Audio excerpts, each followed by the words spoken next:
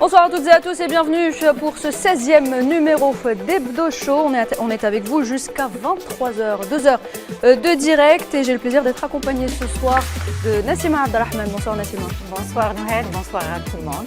Samir Haïdi est également avec nous. Salut Samir. Salut, bonsoir à l'ensemble de nos téléspectateurs également. Faisal Metaoui est également autour de la table. Bonsoir Nouhed. Bonsoir Faisal. Mehdi Rezar est aussi des nôtres. Bonsoir Mehdi. Bonsoir Nouhed pour ce 16e numéro, ça va très bien. Et puis Fouad Chergui est également des nôtres. Salut Fouad. Bonsoir à tous. Notre invité ce soir, Gamal Abina, notre très cher Gamal Abina qu'on a l'habitude de recevoir sur Al24 News, analyste politique. Bonsoir Gamal Abina. Bonsoir tout le monde, merci pour l'invitation. Merci de l'avoir accepté. Au sommaire ce soir, mesdames et messieurs, l'Algérie dénonce la tentative de liquidation de la cause palestinienne. Le président de la République Abdelmadjid Tebboune a insisté sur ce volet. C'était lors du sommet arabo-islamique qui s'est tenu à Riyad. Le parquet de Paris vient de prononcer la décision de la libération du détenu Georges Ibrahim Abdallah, une décision contestée par le procureur antiterroriste. La scène internationale se soulève pour le peuple palestinien alors que l'Espagne refoule une cargaison en direction de l'antiterrorisme, une cargaison d'armes. La Turquie, de son côté, via son président Recep Tayyip Erdogan, annonce la rupture des relations entre Ankara et Tel Aviv. Le débat du jour évoquera un sujet économique de grande importance, la révision de l'accord d'association Algérie-Union européenne. Et puis nous reviendrons avec Nariman Zekar sur les nouvelles révélations concernant Kamel Daoud, auteur du roman Ouri, pour lequel il a obtenu le prestigieux prix Goncourt. Et on terminera avec de la coopération culturelle, l'événement du moment, le SILA, et un partenaire historique de l'Algérie, à savoir l'Italie. Antonia Grande, directrice de l'Institut culturel italien, sera notre invitée.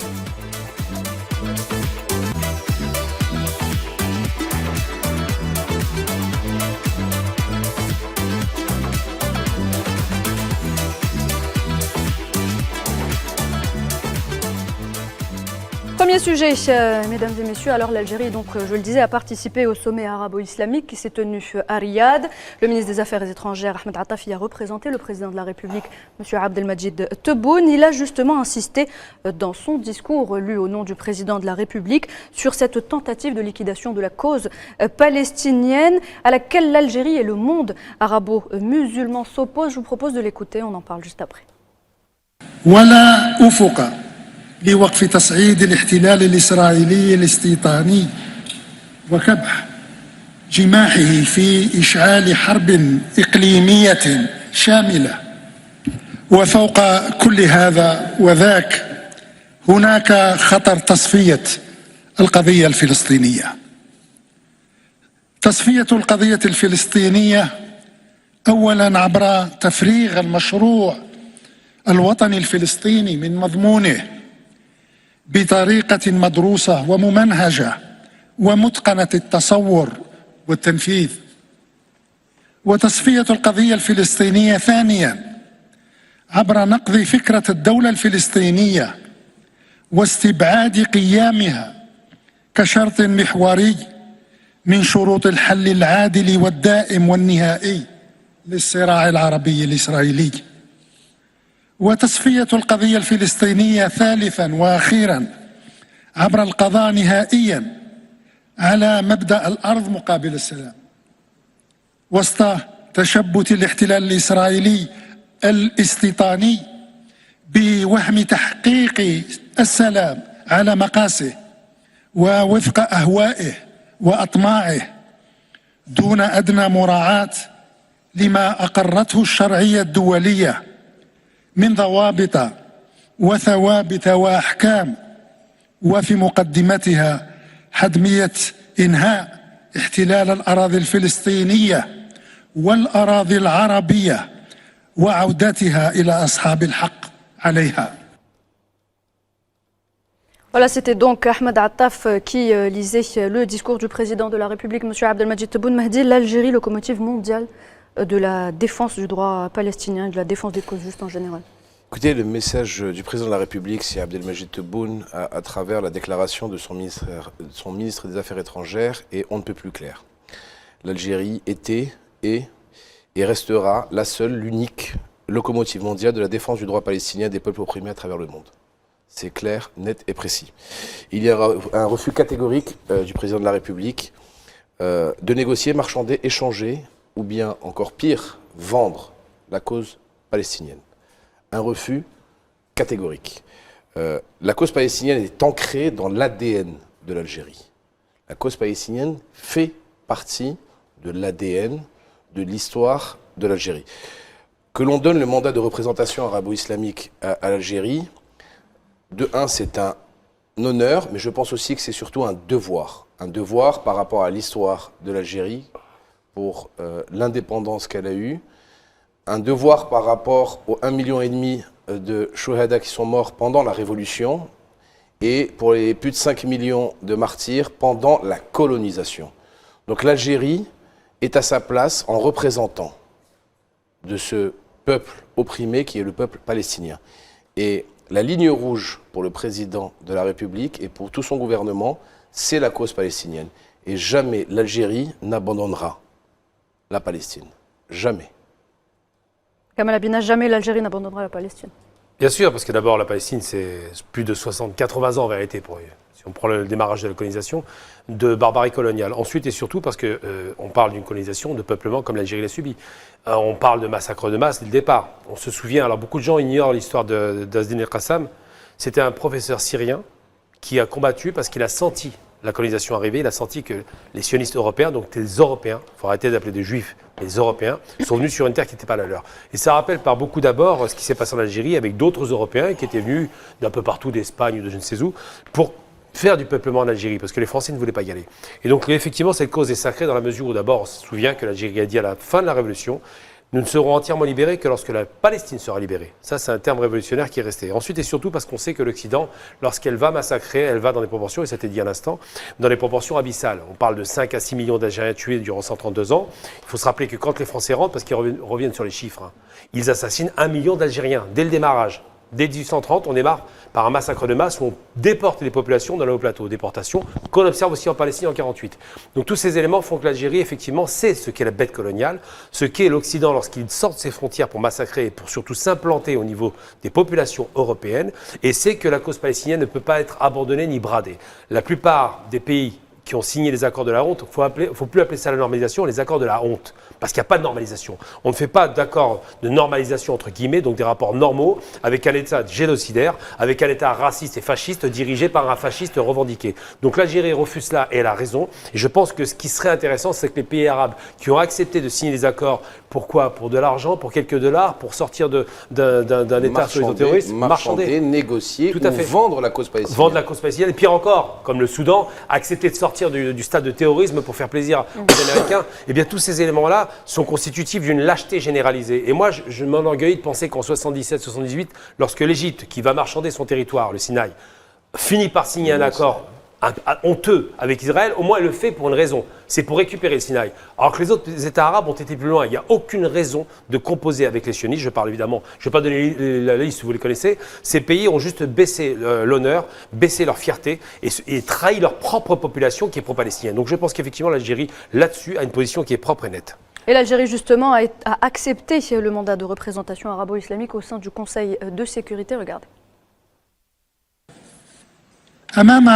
هذا الوضع فقد عملت بلادي منذ انضمامها لمجلس الأمن على إبقاء الضوء مسلطا والاهتمام مركزا على الدوام على القضية الفلسطينية والمأساة اللبنانية خاصة وعلى تطورات الأوضاع في منطقة الشرق الأوسط بصفة أوسع وأعم.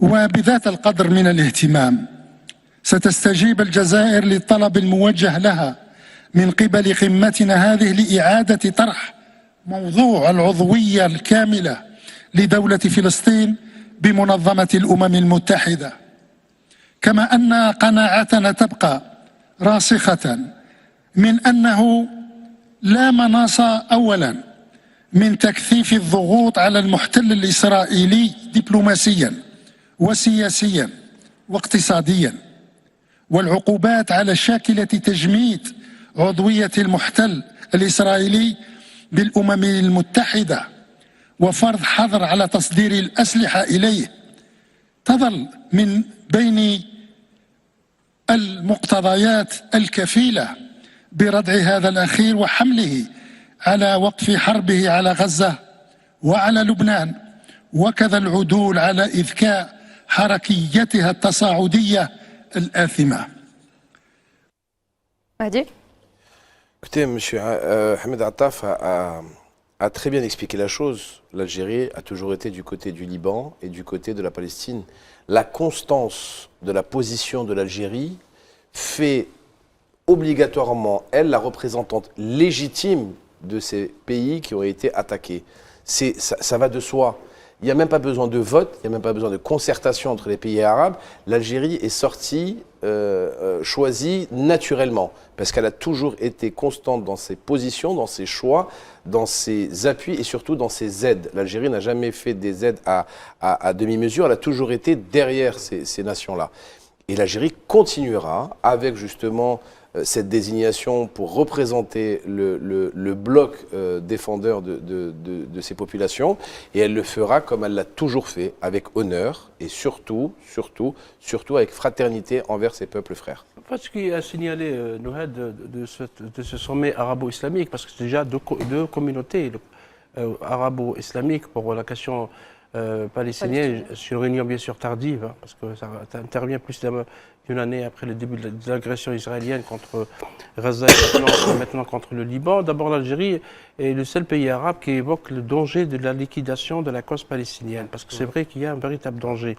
M. Habib a parlé de, entre guillemets, ce qu'ils appellent la normalisation, et parce que Jared Kushner, l'ancien conseiller du président Trump, va revenir aux affaires visiblement, et c'est lui qui a été l'architecte de ce qu'on appelle les accords d'Abraham, qui sont donc ce rapprochement entre les pays arabes et l'entité sioniste. L'Algérie évoque d'une manière très claire la nécessité d'imposer des pressions économiques, diplomatiques et militaires sur Israël, de 1. De 2, des sanctions à travers le gel de la qualité de membre d'Israël à l'ONU. Et troisièmement, un boycott sur les armes. C'est un appel qui est très très clair et qui est très précis. La deuxième chose, c'est qu'il y a un mécanisme maintenant, et c'est au mieux qu'il y ait ce rapprochement entre l'Afrique et la région arabe, parce qu'il y a un mécanisme de concertation qui a été créé à la faveur de la réunion de Riyad entre l'Union africaine. L'Union africaine, maintenant, elle prend fait et cause pour la cause palestinienne, parce que, rappelez-vous, il y a un moment, l'entité sioniste a voulu être membre observateur de l'ONU, et c'est grâce à l'Algérie et l'Afrique du Sud que cette entité n'est pas entrée dans l'Union africaine. Il y a une concertation entre l'Union africaine, l'Organisation de la coopération islamique, l'OCI, et également la Ligue arabe. Ça veut dire qu'on a tout un continent avec un bloc régional qui va travailler au sein de l'ONU, avec, comme je rejoins Mahdi, avec l'Algérie comme locomotive, parce qu'il faut saluer le travail fait par la délégation algérienne à l'ONU avec à leur tête M. Benjamin Ammar, qui, depuis la désignation de l'Algérie comme membre non permanent du Conseil de sécurité, à chaque fois l'Algérie appelle à une réunion pour un cessez-le-feu, pour faire entrer les aides humanitaires à Gaza, et également pour condamner l'agissement de l'occupant israélien. Et ce travail, ces annonces faites à Riyad, je pense, vont dans ce sens, dans ce travail diplomatique intense que fait la diplomatie algérienne pour au moins attirer l'attention sur ce qui se passe à Gaza et également au Liban. Ce mécanisme est par ailleurs extrêmement important dans la mesure où il vise à unifier, à mobiliser aussi les efforts conjoints entre ces trois organisations pour aussi avoir des positions communes dans les forats internationaux. Il y a aussi un autre point, c'est que ce discours historique de l'Algérie au sommet arabo-islamique, un sommet extraordinaire qui s'est tenu le 11 novembre dernier. L'Algérie a alerté aussi la communauté internationale sur le danger de vider méthodiquement le projet national palestinien de sa substance, et a rappelé que l'avenir de Gaza ne pouvait être décidé ou convenu uniquement par les Palestiniens.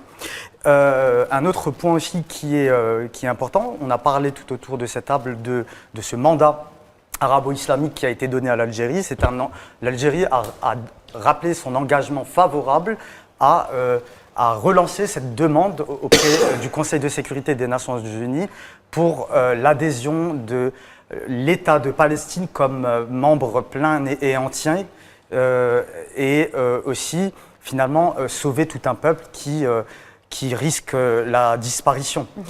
Et un autre point qui est là fondamental, c'est que le monde arabo-musulman reconnaît le rôle historique de l'Algérie comme soutien inconditionnel des causes justes, en saluant les efforts de notre pays en faveur de la cause palestinienne et en faveur de l'unification des rangs palestiniens. Eh bien, Nassima, le président l'a dit dans son discours, il est impératif que nous fassions bloc derrière le peuple palestinien, mais aussi libanais. C'est pas nouveau. L'Algérie est toujours à côté de la Palestine. Elle a épousé la question palestinienne, donc c'est pas nouveau pour l'Algérie à travers la personne du Monsieur le Président de la République. D'ailleurs, il la considère, ça a été mentionné dans son discours, elle fait partie de la cause nationale. Donc à quel point, comme il vient d'évoquer Mahdi, elle est ancrée dans l'ADN des Algériens et du pouvoir algérien. Il ne faut pas oublier que la question palestinienne devient un héritage culturel et historique. Il fait partie, toutes les générations ont vu et elles ont vu, j'arrive pas à trouver les mots pour dire qu'ils sont tellement cette conviction très forte. Nous ne sommes pas prêts à faire concession de la question palestinienne. C'est vrai, ce sommet extraordinaire, malheureusement, il est venu un petit peu tardivement parce qu'aujourd'hui, les bilans, ils sont très lourds. On mentionne le bilan à Gaza, il est de 43 764 000 morts et de 103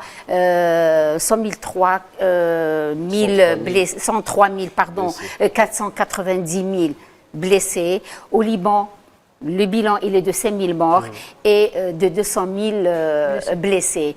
Plus d'1 200 000 de déplacés. Et là, je crois qu'il est temps que le monde arabe, le monde musulman s'unifie pour pouvoir sortir de ce marasme et de cette situation. Ceux qui sont encore sous les décombres aujourd'hui. Oui. Et une récente enquête du magazine de Lancet parle de plus de 200 000 Palestiniens qui auraient succombé à cette agression barbare et sauvage de l'entité sioniste. The Lancet est un magazine britannique très sérieux. Oui, il a donné un chiffre, effectivement... Ils ont parlé de 196 000 morts, c'est les conséquences directes de la guerre. De la guerre, parce qu'il n'y a pas que des disparus, il y a des personnes qui sont disparues, qui ont été complètement ceux qui meurent de faim, les maladies, ils ont fait vraiment une moyenne de tout ça. etc. Pourquoi l'Algérie insiste sur la nécessité de ne pas liquider la cause palestinienne? Parce que le projet de Netanyahou et ceux qui sont avec lui, c'est de vider ce projet en éliminant l'idée d'un État palestinien viable. C'est ce que dit le droit international. C'est ça. Et donc on vide, on rase Gaza et maintenant on va passer à la Cisjordanie. J'imagine ils vont passer à la Cisjordanie. Il y a déjà quelques villes, qui sont comme Tolkaram. Absolument. Et donc c'est pour ça qu'il n'y aura pas de ce projet, parce qu'ils diront oui, vous voulez faire un État palestinien, mais où sont les terres? D'abord, on peut déplacer des populations et on les tue, parce que c'est ce qu'on appelle le nettoyage ethnique, et après on fait disparaître l'existence même de la terre. C'est pour ça que l'Algérie insiste sur la nécessité de défendre le projet national palestinien. Et ce sommet, il arrive peut-être tardivement, mais il est très important qu'il soit là aujourd'hui. On avait évoqué sur ce plateau, il y a quelques semaines, le fait que les pays arabes sont en première ligne, sont les pays les plus concernés par la déstabilisation de la région par l'État d'Israël. Les républiques arabes, il faut être très précis. Pas les royaumes. Pas les monarchies. Pas les monarchies, pas les traîtres. Et ça, comment dire, c'était important que ça se passe et que ça bouge. Mais ce qui est d'autant plus important, c'est les populations aussi civiles, c'est toutes ces manifestations dans le monde. On rappelle que aujourd'hui encore, au Canada, aux États-Unis, l'université Columbia, mais en Inde également, on a de plus en plus de manifestations. Le Japon est également concerné. Et par exemple, en Grèce, vous avez des dockers qui ont bloqué des conteneurs d'armes sur Israël, ce qui ne se faisait pas avant. En Espagne, on a refusé l'accostement d'un bateau qui arrivait en provenance des États-Unis. La chape de plomb de ne pas critiquer le gouvernement génocidaire est tombée. Il est évident que depuis quelques mois, la communication où il fallait toujours dire que c'était de la faute des Palestiniens ne passe plus. Ça ne marche plus. Même dans les médias mainstream, nous constatons tous un changement, pas un changement massif, mais une sorte de nouvelle orientation où il est il y a plus d'images qui sont données, et Gamal est en France, donc il peut en dire quelque chose, qui sont plus données à la cause palestinienne qu'il y a un an. Exact. Lors du 7 octobre, tout était anti-Palestine, anti-musulman, voilà. Et du jour au lendemain, on s'est dit, ça fait quand même beaucoup de choses. Ce génocide est quand même tellement terrible que même ceux qui ne voulaient pas voir sont obligés de voir. aujourd'hui. Il y a- Parce que la la terreur, parce que moi on me parle de terrorisme, c'est du terrorisme à grande échelle. Ça s'appelle la terrorisme C'est un d'État. génocide. C'est Terrorisme du d'État, terrorisme exactement. à grande échelle. Des Et crimes de guerre. Là où le désaveu il faut savoir le dire. est- Laisse-moi juste finir. Et il faut savoir le dire. Donc, c'est une armée qui se bat contre un peuple, qui est en train d'anéantir un peuple. La bande de Gaza, il n'y a plus rien. Elle a été complètement ravagée. complètement. Le Liban est pratiquement Le sud du le Liban, sud du Liban le est sud du Liban. complètement anéanti. Donc, jusqu'à où ira la folie meurtrière de Netanyahou? Jusqu'à où ira la vengeance religieuse de Netanyahou? Parce qu'il a un plan religieux, ce n'est Tout pas à un fait. plan politique ou un plan sécuritaire, c'est un plan religieux qu'il est en train de mettre Exécution. en marche. Jusqu'à où jusqu'à où iront ces images où nous voyons des familles brûlées à vif, Ouais. brûlées à vif par des bombes tirées dans le ciel. Je suis désolé, si on n'appelle pas ça génocide, comment peut-on appeler Il n'y a pas cela? d'autre mot pour qualifier ce qui se passe. C'est un D'ailleurs, génocide, mais- c'est un génocide à ciel ouvert. C'est à nous, à tout à chacun, de le dire, de le répéter constamment et surtout de transmettre l'information à notre petite portée à tous et de faire passer le message du président de la République, M. Abdelmajid Tebboune, que l'Algérie sera droite et fière aux côtés des peuples De la opprimés, cosiste. Faut être- aux côtés des peuples opprimés, qu'ils soient libanais ou palestiniens. Ce que je voulais souligner, c'est le double désaveu du peuple français. Un dans Et les le urnes, match, absolument. un dans les urnes, Tout à fait. et deux, le match de football. Ouais. Où vous avez des Le tribunes match de qui- la honte, hein, Oui, on le rappelle. Le match Totalement. de la honte, où vous avez des C'était boycotté tribunes. par les Français. Voilà. Donc C'est un ça, boycott c'est les populaire. deux. C'est un boycott C'est la populaire. population qui a boycotté. D'abord dans les urnes, aux Complètement. Mais législatives, c'est et on l'a vu. c'est une humiliation sans nom. Bien D'abord, sûr. voilà, d'abord dans les urnes avec un Oui, ils s'en sortent contre kidnapping. Macron, tout à fait. Kidnapping. Ouais. D'accord. Ils ont volé ils ont De la volé sorte. la démocratie. là. Et là, je veux dire, il y avait quand même un sentiment de fierté de voir l'ensemble de ces tribunes totalement Tout à vides. fait. Et un, 80 000 drapeau, et un personnes. drapeau palestinien qui est quand même rentré alors Deux. que c'était Oui, censé Oui, être alors interdit. vous avez des supporters palestiniens qui sont rentrés 'Porté pour par un Français, il faut le rappeler. C'est un porter, Français. voilà. 80 000 personnes au Stade de France, normalement. Ouais, ils étaient moins de 12 000. Plus faible nombre de spectateurs depuis l'inauguration de ce stade en janvier 98. Un peu moins de 16 000 téléspectateurs. 16 000. J'espère. Un peu moins de Ouais, 16 000 ouais, 16 000 spectateurs. total, quoi. On a fait un petit calcul tout à l'heure avec Nessima Faisal. 43 764 morts en Palestine, 5 000 morts en Palestine, 14 700 personnes mutilées graves. C'est exactement le nombre de personnes Siège qui l'auraient Qui aurait pu remplir qui le auraient Stade de pu France. remplir le Stade de France. Donc, excusez-moi, à un moment, il faut savoir se dire les choses. C'est une honte absolue ce qu'il se passe. Pour bien moins que ça, la Russie a été exclue. Tout à fait. La Russie a été exclue des Jeux Des Jeux Olympiques. Olympiques. Ouais. Ouais. De tout d'ailleurs. Les athlètes russes combattaient ou faisaient les différentes... Alors je viens d'avoir le chiffre exact, c'était démarches. 16 611 spectateurs au Merci. niveau du stade. 16 611. Les athlètes russes concouraient sous une bannière neutre. Neutre. Donc, Il devait le s'effacer. le deux poids deux mesures est juste honteux. Honteux. Il Mais est dis évident, pas- il est évident parce qu'on nous appelle et on nous dit qu'il ne faut pas mélanger le sport avec la Pardon, politique. Il y avait le C'était- gouvernement, il y avait le c'était- gouvernement c'était- complet. Tout le gouvernement français était au Il y avait stade. 3 anciens présidents de la Oui, République. anciens présidents, oui. Mais Ce ne qui pas est mélanger le étonnant. sport, il faut être très clair. Ça, c'est ce genre de blagounette que j'apprécie pas. En 36, les Jeux de Berlin, c'est les nazis qui les organisent. Tout le monde est d'accord pour qu'on y aille, il n'y a pas de problème. Ensuite, il faut être très clair sur les termes, parce que j'aime bien l'histoire du génocide. La racaille sioniste, c'est barbare, disent qu'ils ne pratiquent pas un génocide. Alors, on va faire de l'analogie, j'aime bien ça. Lorsque les nazis vont bombarder le ghetto de Varsovie, qui est un ghetto fermé, c'est un génocide. Il ne faut pas seulement cramer les gens dans des fours. L'objectif qui est affiché, c'est soit nettoyage ethnique et dégager la population, soit extermination. L'objectif de ces messianistes complètement cinglés, Netanyahou n'est pas religieux. Lui, c'est pire. Lui, il se venge. Son frère a été tué en 70 par des Palestiniens, c'est toujours pas passé. Cet homme a été éduqué par un homme qui est fasciste. Un homme qui a adoré Hitler et Mussolini. Il faut savoir son histoire, il faut savoir d'où ça vient.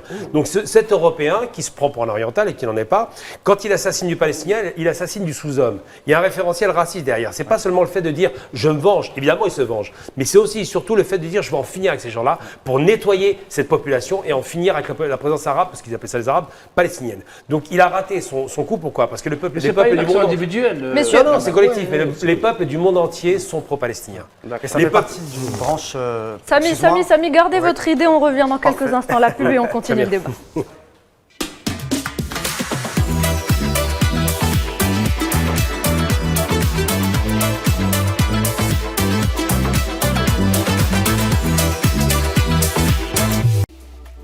Vous regardez Hebdo Show, bienvenue à vous. Si vous venez de nous rejoindre, nous étions en train d'évoquer il y a quelques instants le match de la honte qui s'est donc déroulé en France. Gamal Abina, je vous redonne la parole. Alors voilà, il y a effectivement ce match honteux parce que d'abord ils ont organisé un match avec un État qui est quand même condamné, pas condamné officiellement, mais condamné par les peuples du monde entier.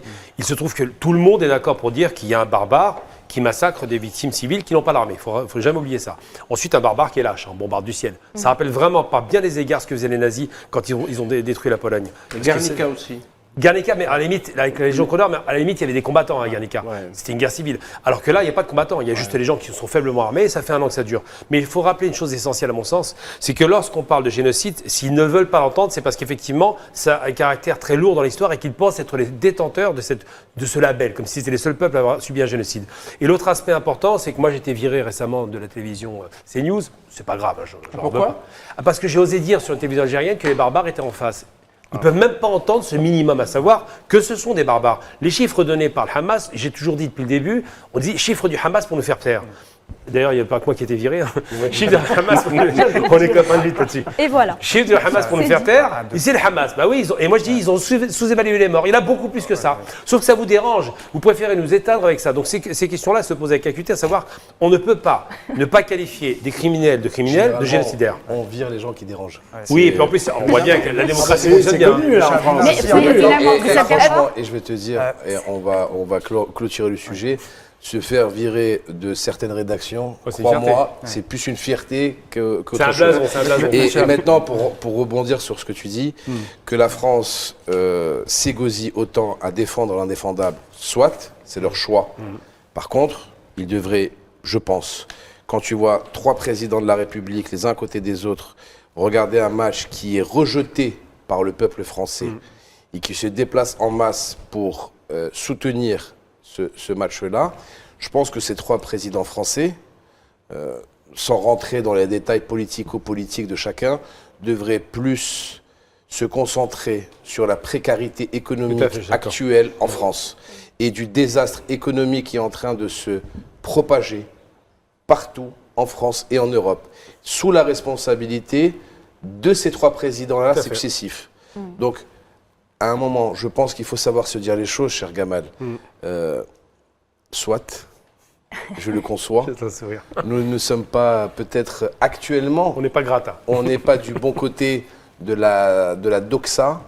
Mais crois-moi que le soir, quand je dors très bien, avec énormément de satisfaction personnelle, et j'arrive à me regarder dans une glace quand je me rase. Donc ça, mais j'allais dire un truc important. Et après, on va clore le sujet, on passera à autre chose. Juste pour la blagounette quand même, ce qui est extraordinaire, donc les 3 présidents qui ont un bilan économique calamiteux, 3 présidents qui ont plongé la France dans la précarité économique dans laquelle elle se trouve. Et qui s'enfoncent ou des gens, et je te le dis parce que j'y réside, ou des gens malheureusement parce que c'est vraiment dégueulace, n'arrivent pas à vivre du fruit de leur travail. Oui, c'est des travailleurs pauvres. Donc ça veut dire que les gens, ce ne sont pas des chômeurs, ce ne sont pas des mecs qui sont à la maison toute la journée en train de regarder la télé. Non, ce sont des gens qui bossent dur, qui se lèvent le matin, qui font leurs 40 heures, 45 heures, 35 heures, 38 heures par semaine et qui n'arrivent pas à survivre avec subvenir à leurs besoins, même à survivre avec leur salaire, avec le fruit de leur travail. Donc c'est ça qui est, c'est quand tu arrives dans une économie telle que celle-là, c'est que la précarité Oui, est c'est là, étendu, elle bien est sûr. présente. C'est phénomène américain. Et quand tu me dis que c'est la 6e ou la 7e puissance mondiale, je suis désolé, mais je n'y crois pas une seule En seconde. parité de pouvoir d'achat, ça n'est plus. Mais par contre, un truc important qui est choquant, c'est un truc qu'on n'a pas relevé. 3 présidents, 3 couleurs politiques différentes, soi-disant, tous d'accord sur la question sioniste, à savoir on soutient Israël, quoi qu'il arrive, en dépit du fait que notre peuple n'est pas d'accord. Et ça interroge sur la qualité de ces présidents. Il y a une Très rupture bien. entre les élites et la population Clairement, oui. dans l'Occident. Très bien, merci Faisal. On va passer à un deuxième sujet. Est-ce qu'on va aujourd'hui, Nassima, vers la libération du plus vieux prisonnier à d'Europe, fait. qui est donc Georges Ibrahim Abdallah? Oui, tout à fait. Il est le plus vieux prisonnier de guerre. D'ailleurs, c'est ce qu'il a demandé en Europe. C'est ce qu'il a demandé comme titre Najib Mikati, le Premier ministre libanais.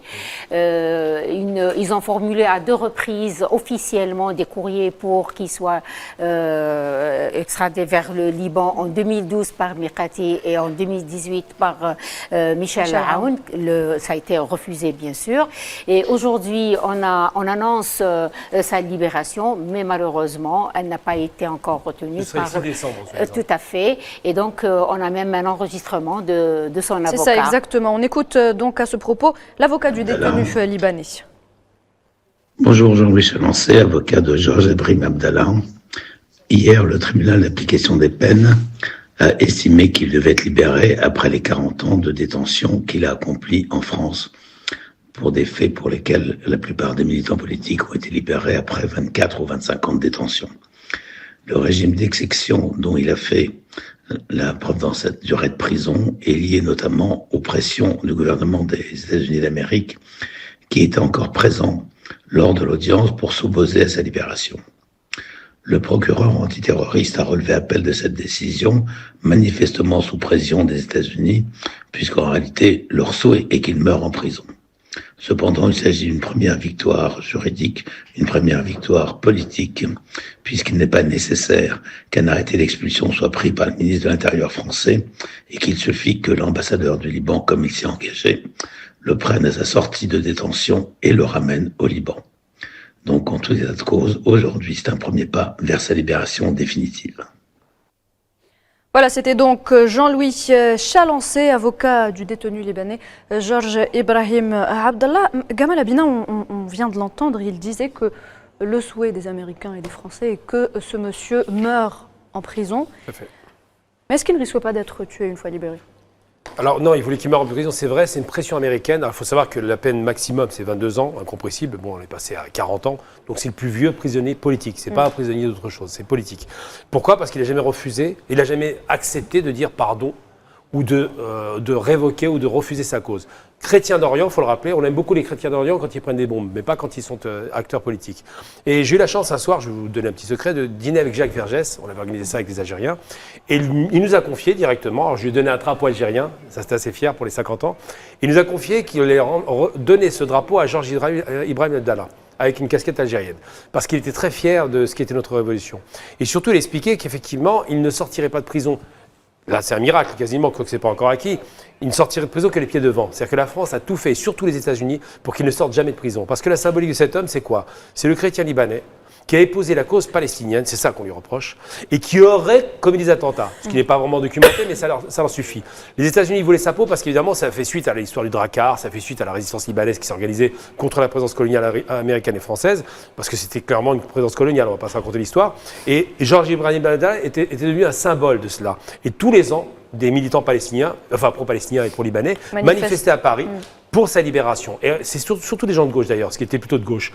Malheureusement, on n'était pas entendu parce que la France, qui prétend défendre les droits de l'homme, démocratie, tout le reste, ne respectait pas le droit qui lui était applicable sur le territoire, à savoir 20 ans, 22 ans de prison maximum et après on libère. Ils n'ont pas voulu pendant des années. Parce que le parquet national antiterroriste, le PNAT, a fait appel à la décision des juges d'application des peines, parce que théoriquement, effectivement, Georges Ibrahim Abdallah devait être libéré le 6 décembre prochain. Il devra attendre, selon la loi française, pendant 3 mois. 3 mois, c'est-à-dire d'ici le mois de mars. Et les Américains ne veulent pas qu'il soit libéré parce qu'ils l'ont accusé, alors qu'à ce jour, il n'y a aucune preuve qu'il a été impliqué dans l'assassinat de l'attaché militaire de l'ambassade américaine à Paris, Robert Ray.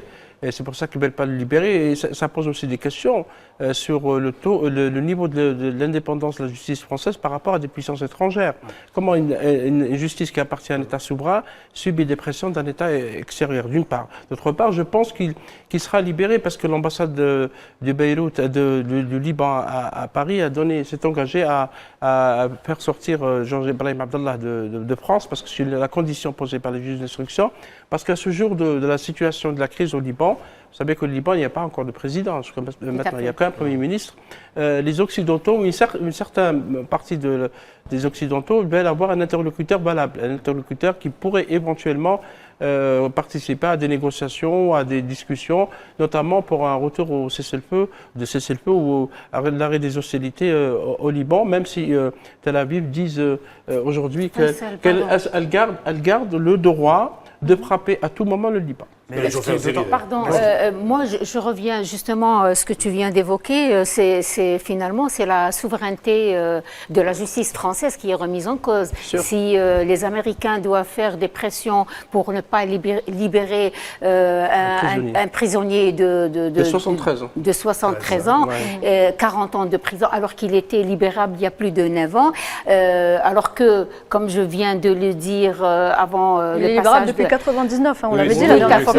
Et qu'il y a eu une demande formulée par le Premier ministre et le président à l'époque de la République libanaise, il n'y a pas eu de suite à cela. Et je vais vous dire une chose, que c'est vrai que Georges Abdallah, mais il y a eu après Georges Abdallah, beaucoup de Georges Abdallah qui sont convaincus par la poursuite du combat. Ils ne sont pas prêts à lâcher Georges Abdallah. Exactement. Et là, on va rebondir aussi. Et bientôt, on assistera aux négociations quant à Marwan el-Baghouti, qui va être parce que l'homme de négociation. Tout à fait.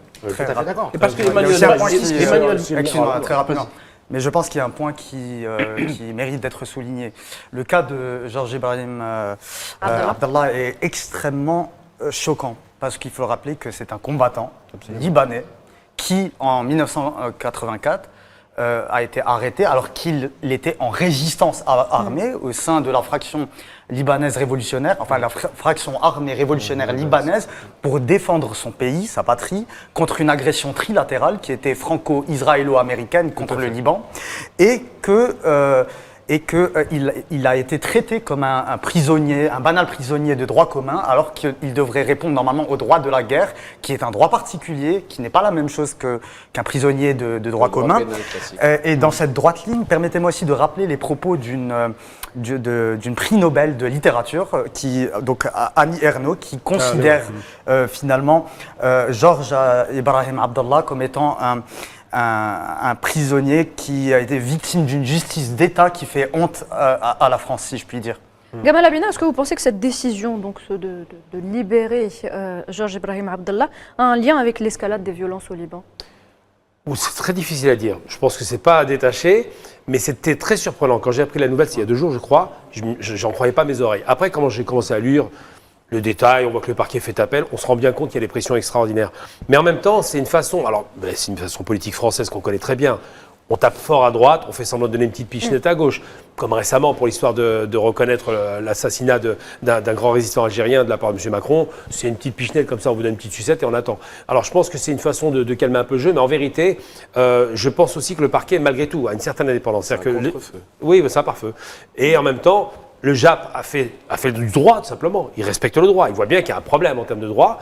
Et ceux qui s'y opposent, c'est une juridiction qui est quand même d'exception, à savoir une juridiction antiterroriste qui, elle, arrive très tard dans le droit français. Et c'est celle-là qui voudrait empêcher sa libération.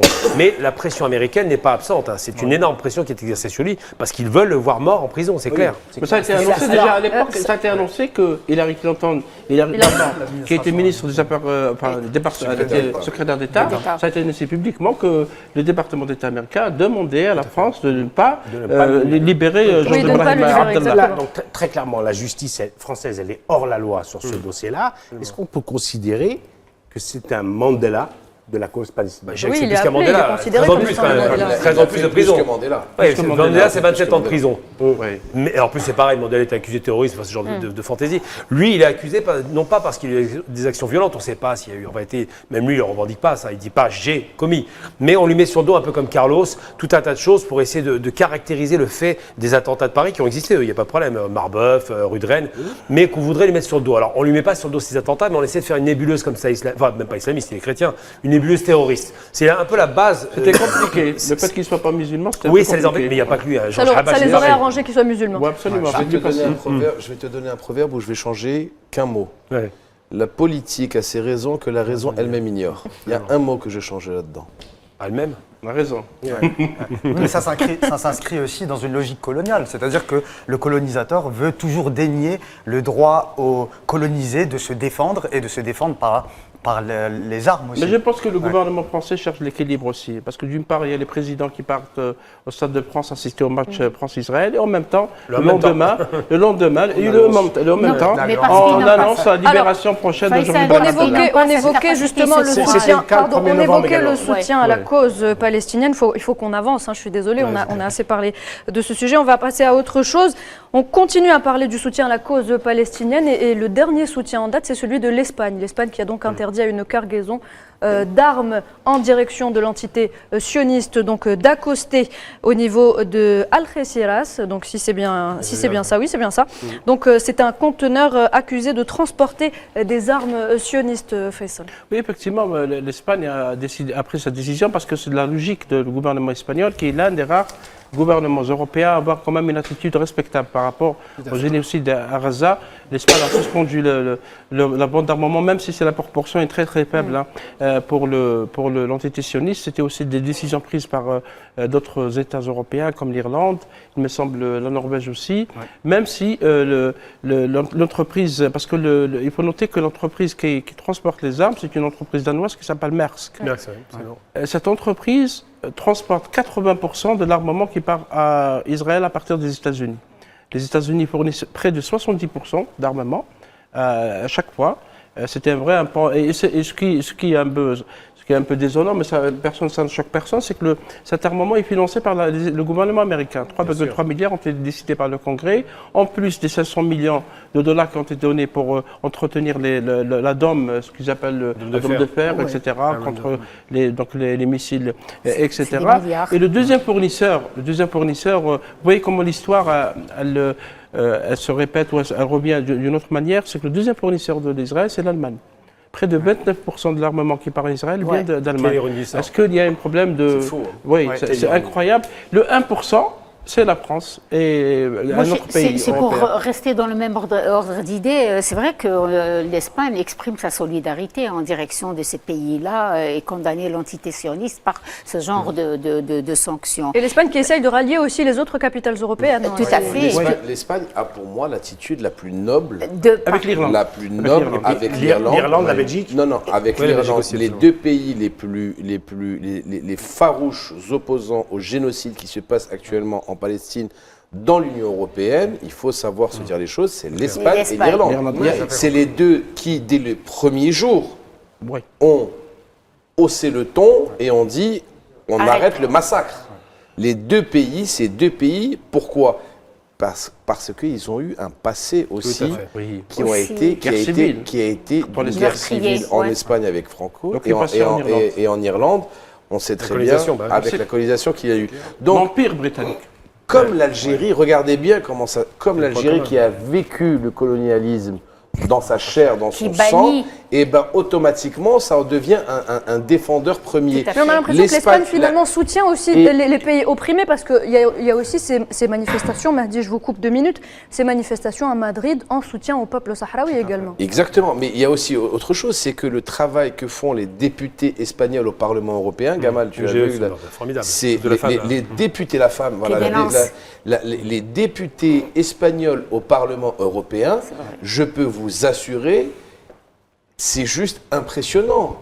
Quand ils prennent la parole pour défendre les positions palestiniennes, pour défendre ce qu'il se passe et pour dire haut et fort dans l'enceinte, dans l'hémicycle du Parlement européen, que ce qui se passe actuellement en Palestine est un génocide. Il n'y a pas beaucoup de pays en Europe qui ont ce courage-là. Donc il faut le souligner, il faut le féliciter et il faut surtout l'encourager. Malgré, c'est pour rester justement, malheureusement, l'Espagne qui a pris des positions ainsi que les autres capitales européennes à côté de la cause palestinienne et ce qui se passe aussi au Liban. Malheureusement, les voisins, il y a eu une déclaration d'un universitaire en exil, Mohamed El-Betawi, qui avait intervenu sur les ondes d'une chaîne de radio algérienne nationale. Il a certifié avec des preuves tangible qu'il y a eu 3 opérations de bateaux qui ont, en provenance des États-Unis, qui ont accosté au port de Tanger pour transporter des armes et des munitions, des médicaments, ainsi des courriers. Après avoir été refoulé des côtes espagnoles. Tout à fait. Et des ravitaillements pour les soldats, pour les guerriers marocains qui sont aux côtés de l'entité sioniste. Pour vous dire, parce que, alors il a expliqué le pourquoi de la chose, parce que ces combattants-là, ils ne connaissent pas, ils ne savent pas utiliser les armes de l'entité sioniste qui répondent à des techniques, à des technologies, donc ils ont préféré les fournir avec les armes sur lesquelles ils ont l'habitude de combattre. Non, ça ne me surprend pas parce qu'il y a déjà la trahison des élites marocaines et pas des peuples. Le peuple est pro-palestinien, c'est même pas discutable. La trahison des élites est évidente. Mais j'ai envie de dire simplement par rapport à la question. Alors, il y a 3 pays en vérité en Europe.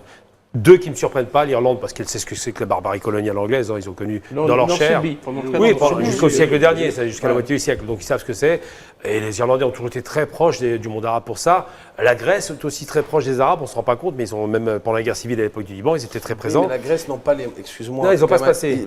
Mais il y en a, il y a un point commun, nulle part. Les généraux d'extrême droite grecs qui ont fait mal à la population, tout comme en Espagne avec Franco, qui était un fasciste. Et le fascisme, c'est là où c'est intéressant. L'Espagne, il a très bien compris le fascisme sioniste, c'est le même que celui de Franco. Mais tu ne vas pas comparer le poids de l'Espagne, qui est, excuse-moi, quand même un mastodonte sur le plan européen, à la Grèce. Non, je ne compare pas, je dis juste ça veut dire que quand moi je te dis, ce que j'essaie de t'expliquer, Gamal, c'est que quand un pays comme l'Espagne, avec le passé qu'elle a eu, s'oppose littéralement au génocide, c'est un poids qui est vraiment pas négligent. Et quand tu vois la force et toute la hargne que mettent les députés espagnols au Parlement européen, tu vois comme quoi c'est pas quelque chose qu'ils font.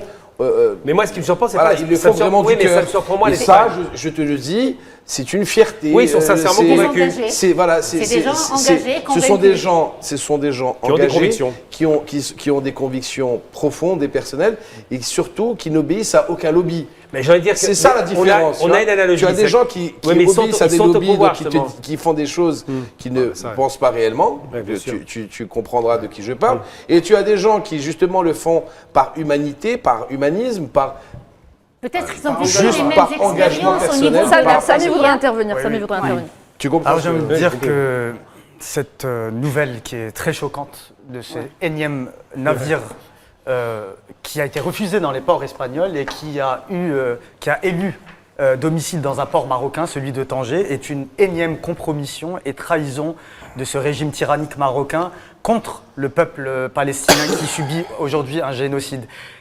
Il s'agit également d'une participation active, je dis bien une participation active, des autorités marocaines au génocide contre le peuple palestinien. Au même moment, effectivement, l'Espagne se démarque et a affiché une position honorable sur le continent européen. Et au sein de l'Union européenne, il faut rappeler que l'Espagne est un des premiers pays qui a reconnu l'État de Palestine, puis l'Espagne aussi, en fait il faut rappeler aussi Joseph Borrell qui est ce haut commissaire des affaires étrangères de l'Union européenne et qui est espagnol aussi. Ou même le portugais, il ne faut pas oublier quand même, il est pas mal. Et qui a rappelé cette semaine sa volonté de proposer au ministre des Affaires étrangères de l'Union européenne de suspendre le dialogue politique avec cette entité voyou et fasciste qui est celle de l'entité sioniste. Très brièvement, il faut rappeler aussi qu'actuellement, sur un autre dossier, en plus de la question de la noble cause palestinienne, des manifestations très importantes ont eu lieu aujourd'hui à Madrid Oui, pour, oui, je le disais tout à l'heure. pour la question en faveur du soutien à la question de l'autodétermination du peuple sahraoui. Et pour appeler aussi l'Union européenne à appliquer les résolutions de la Cour de justice de cette Union. Et on rappelle que c'est à l'occasion de la 4e année de la rupture du cessez-le-feu au Sahara. Tout à fait, et ça intervient aussi avec une date très importante, celle du 14 novembre 1975, qui est celle des accords honteux de Madrid, et qui visait à partager, donc c'était un partage colonial du territoire occupé du Sahara occidental, entre la Mauritanie, le Maroc, mais bon, il faut rappeler que la Mauritanie s'est retirée de ces accords en 1979. Moi je pense, même si ce n'est pas visible dans les médias, il y a quand même beaucoup d'Européens qui apportent leur soutien au peuple palestinien, par humanité aussi, au-delà des idéologies, de la politique, etc.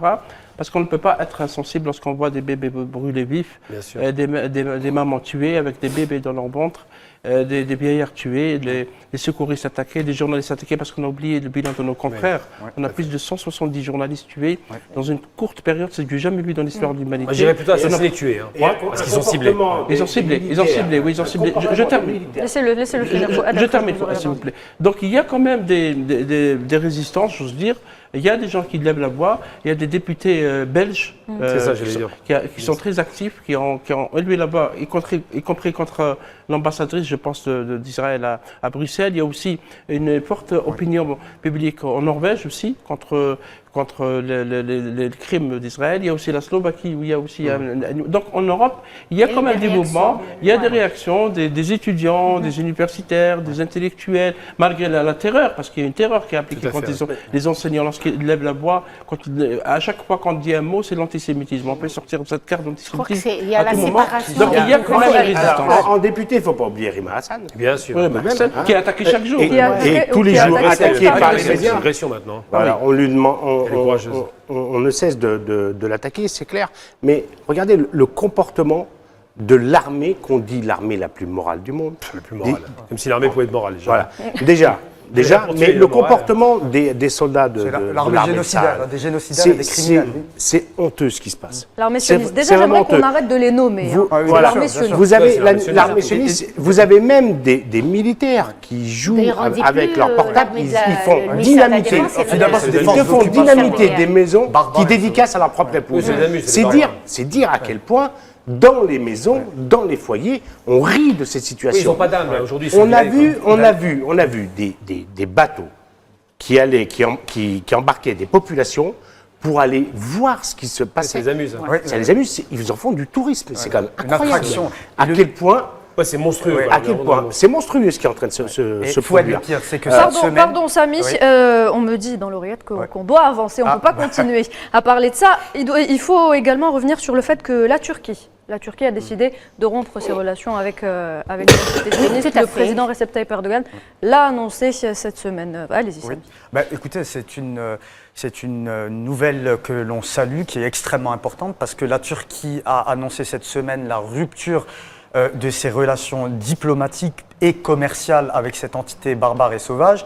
Et cela s'inscrit dans un mouvement beaucoup plus large qui est celui de l'isolement de l'entité sioniste sur la scène internationale. Cette entité est en train de prendre le chemin de l'ancien régime de l'apartheid en Afrique du Sud. C'est celui de l'entité paria, c'est-à-dire celui que l'on veut finalement éviter à tout prix.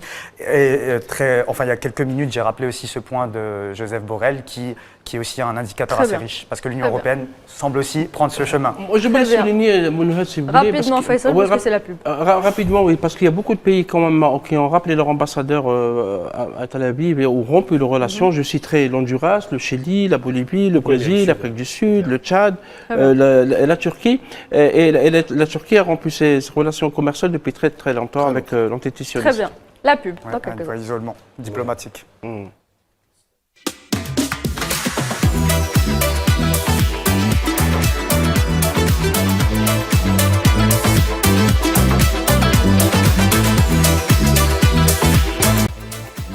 Bienvenue à vous si vous venez de nous rejoindre. Vous regardez Hebdo Show sur Al24 News. Nous l'évoquions à l'instant. Le président turc Recep Tayyip Erdogan a donc annoncé la rupture des relations d'Ankara avec Tel Aviv. Gamal Abina.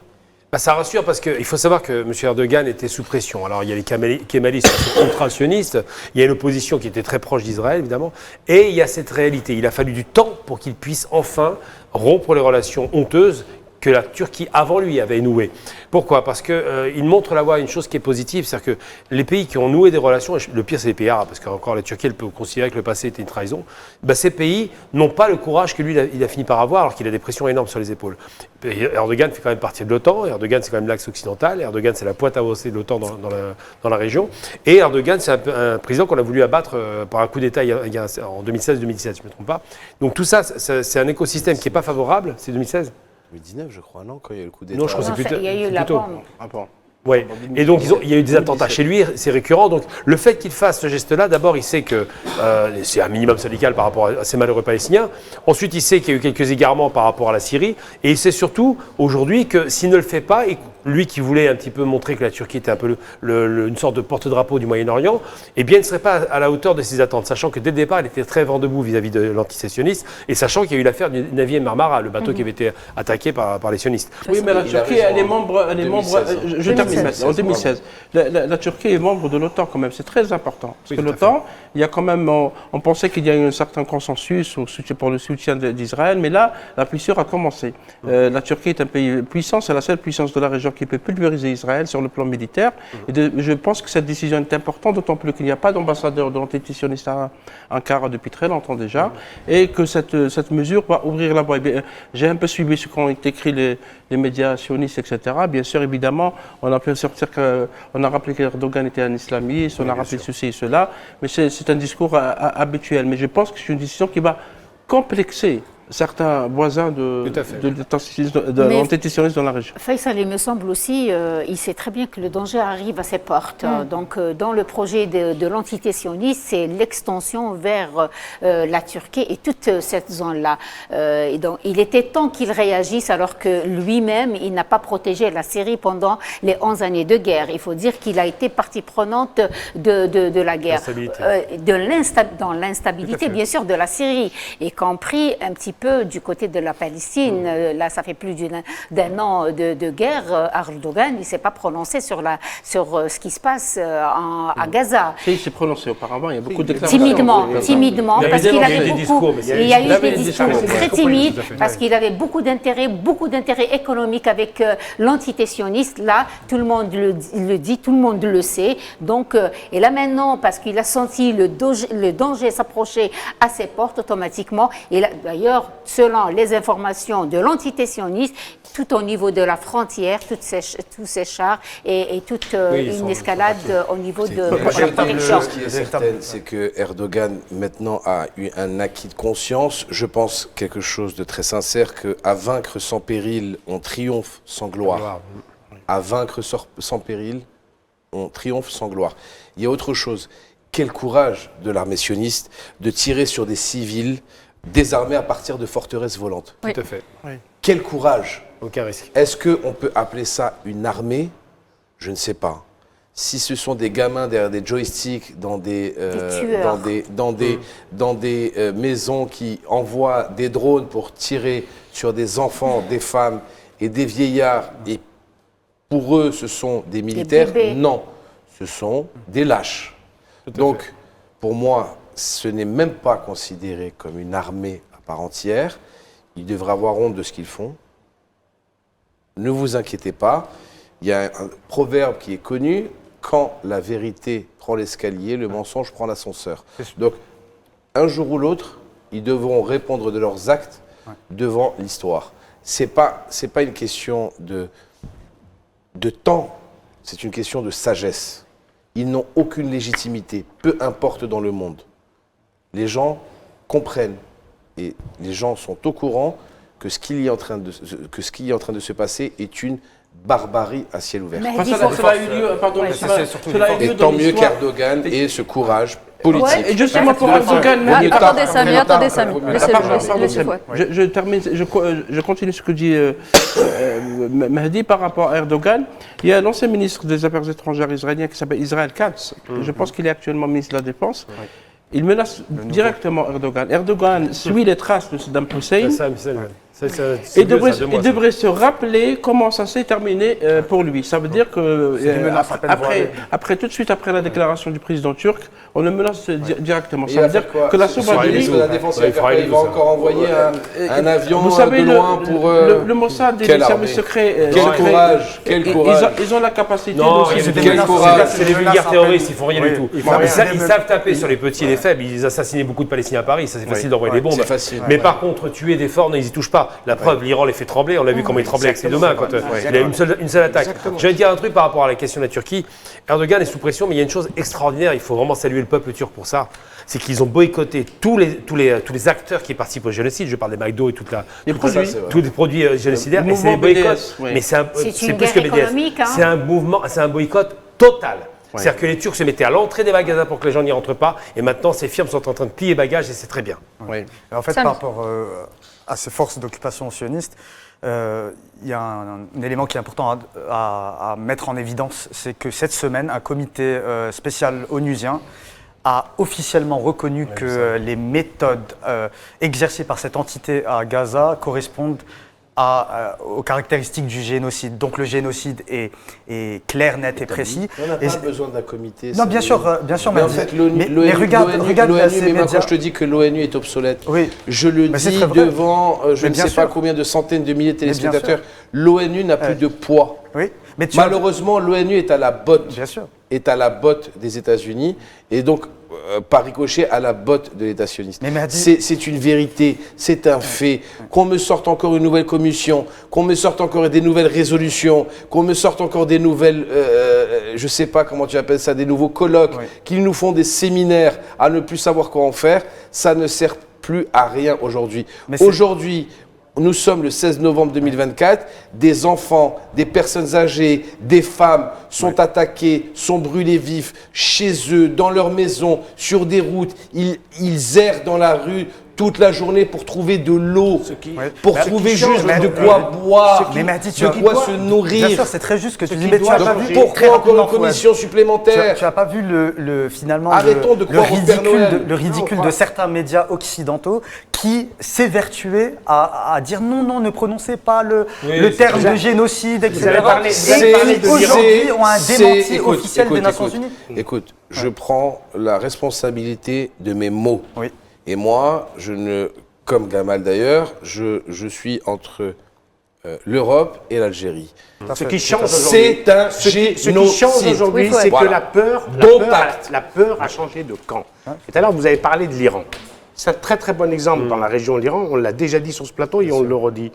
Et donc, aujourd'hui, très clairement, la peur est en train de changer de camp.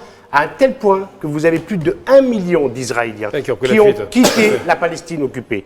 Et ça, aucun média mainstream n'a pas. Ce qui est intéressant de le dire, c'est qu'ils sont partis où? Chez eux. Chez eux. Ils sont retournés chez eux. Évidemment, la terre promise, ils l'ont oublié. Ils l'ont oublié. Généralement en Pologne et en Ukraine. La ville de Haïfa a été vidée, mais il faut noter aussi qu'il y a un autre génocide qui ne passe pas peut-être... C'est la capitale économique. Oui, c'est le génocide culturel. Parce que ils détruisent tout. L'armée sioniste est en train de bombarder des villes symboliques au Liban. La ville de Sour, Tyr et la ville de Baalbek. Ils sont en train de détruire. Aujourd'hui, par exemple, Nassima, ils ont bombardé à côté d'un site classé par l'UNESCO, patrimoine mondial culturel. C'est l'hippodrome antique ou le cirque romain de Tyr. Et aujourd'hui également, ils sont en train de frapper à côté de certains temples romains. Est-ce qu'il y a une volonté de dépasser aussi des traces civilisationnelles et culturelles de Liban, comme ils l'ont fait mais c'est intéressant, en Irak et ailleurs? Ça rappelle pas quelque chose? Si. Vous ne vous rappelez pas Daesh, les monstres qui détruisaient Palmyre? On a le même ordre d'idée. Il y a eu une demande du Premier ministre libanais Mekati adressée à l'ONU pour qu'on préserve les sites culturels du Liban, comme Baalbek, comme Tyr, comme même à Tripoli. Même à Tripoli. Baalbek, elle est ciblée. Elle est ciblée, de toute façon. Il y a eu 150 frappes sur cette ville. Très bien, merci à tous pour ce débat. Merci à vous également, Gamal Abina, d'avoir été avec nous pour cette partie de l'émission. Mesdames et messieurs, on passe tout de suite à notre espace culturel.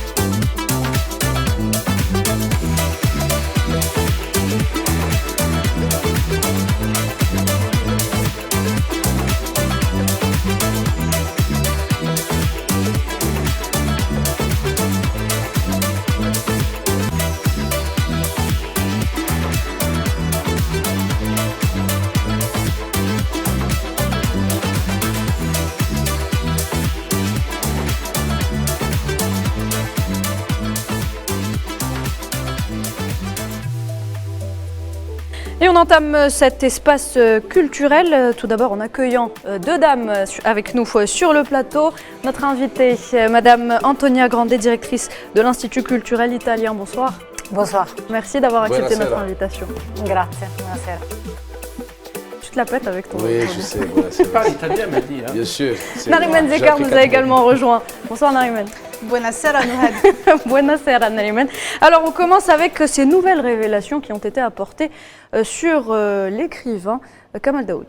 Exactement, de nouvelles révélations qui ont été apportées par le journaliste algérien Younes Sabar Shrif lors de son émission Mazal El-Hal, diffusée sur la chaîne privée algérienne One TV, sur les coulisses de l'écriture du roman Houri, prix Goncourt de cette année, et qui continue de défrayer la chronique et d'alimenter la polémique. On a d'ailleurs pu contacter nous-mêmes Saada Arban tout à l'heure, qui nous a révélé en exclusivité être prête à attaquer Kamal Daoud en justice. On l'écoute.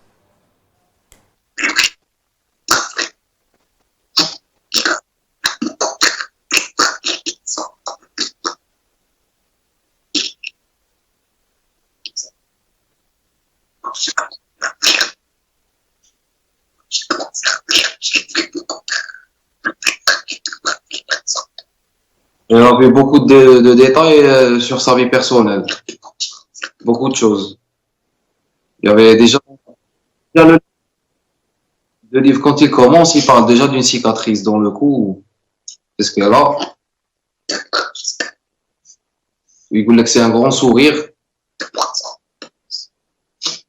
Il parle de quand elle mettait des... ouais, exactement. C'est pas que la cicatrice. Il y a beaucoup de détails qui sont mentionnés dans le livre, qui parlent d'elle, explicitement d'elle.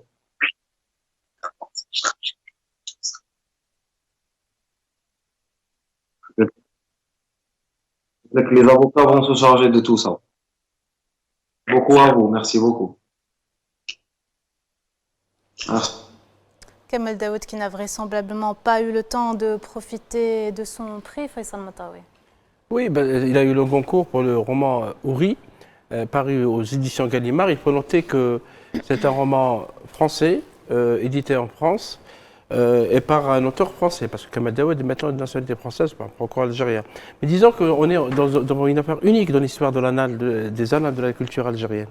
D'abord, Kamal Daoud s'est inspiré d'un dossier médical. Il se trouve que ce dossier médical a été élaboré par Madame Aïcha Daoud, qui est l'épouse de M. Daoud, lorsqu'elle était à l'Usto, à l'hôpital de l'Usto également, à Sidi Chahmi. Il se trouve que Saada Arban, Nariman, était sa patiente. Donc, on est face à une divulgation d'un secret médical. Deux, ce roman, le premier titre de ce roman n'était pas Houri, mais Joie. Joie, c'était le prénom de Saada, parce que Saada en arabe, c'est Joie. Il s'est inspiré de l'affaire, on peut dire qu'il a repris, il a juste romancé l'histoire dramatique de Saada Arban, parce qu'il se trouve dans l'histoire des années 90 en Algérie que Saada Arban est la seule femme algérienne à avoir échappé à une tentative d'égorgement. Elle a été égorgée dans un village entre Tiaret et Djilfa à l'âge de 6 ans. Elle nous a montré la cicatrice d'ailleurs sur la vidéo qui va de là à là. Oui, et qui selon l'auteur Kamal Daoud ressemble à un sourire. Vous pouvez imaginer comment on peut se moquer des drames des gens. Et Madame Saada Arban a dit qu'il a dévoilé son intimité, qu'il a publié ça sans aucune autorisation, sans demander son accord. Et on a même tenté d'acheter son silence, parce que c'est elle-même qui le dit. On lui a proposé qu'elle participe à l'écriture d'un scénario d'un film qui sera produit à partir du roman de Kamal Daoud. Et en contrepartie, elle aura suffisamment d'argent, comme cela a été rapporté, pour acheter un appartement en Espagne. Donc vraiment, on passe à une véritable escroquerie. Parce qu'on peut avoir la gloire ailleurs, on peut dire qu'on ne peut pas écrire en Algérie, que la France a donné la liberté d'écrire. Mais quand on écrit un roman à partir d'une histoire où un secret médical a été dévoilé, donc franchement, c'est bafoué également et violé. Donc Madame Arban, je pense qu'elle a le droit de se pourvoir en justice, de défendre son droit d'abord en Algérie, mais également en France, parce que le roman est paru en France. Et le droit français, je pense qu'il donne suffisamment d'instruments pour se défendre. Faisal, c'est un plagiat, c'est pas le prix Goncourt, on devrait l'appeler le prix plagiat, parce que le plagiaire est celui qui s'approprie indûment ou frauduleusement tout ou partie d'une œuvre littéraire, technique ou artistique, et certains étendent ceci par extension à un style, des idées ou des faits réels vécus. Le plagiat diffère de l'art du pastiche qui consiste à imiter ou à calquer les codes ou les figures d'expression d'un auteur, dans un but d'ironie, d'humour ou de dérision. Donc on est textuellement dans un plagiat total. Maintenant, l'imposteur est enfin démasqué, après qu'il ait gagné le concours, le prix Goncourt, le prix plagiat. C'est très simple, c'est un séisme, ce qui se passe actuellement dans le microcosme parisien de l'édition, plus précisément dans la maison Gallimard. On octroie un prix, ou offert, hein, ça dépend, parce que pour moi on lui a offert le prix, tout dépend de quel côté de la Méditerranée on se trouve, pour trouver le livre de Kamel Daoud comme un chef-d'œuvre littéraire. Ce chef-d'œuvre est le vol d'un dossier médical de son épouse, de sa patiente. C'est juste dégueulasse. C'est juste horrible. Ça n'a pas d'autre nom. Ce mec-là devrait avoir honte de ce qu'il fait.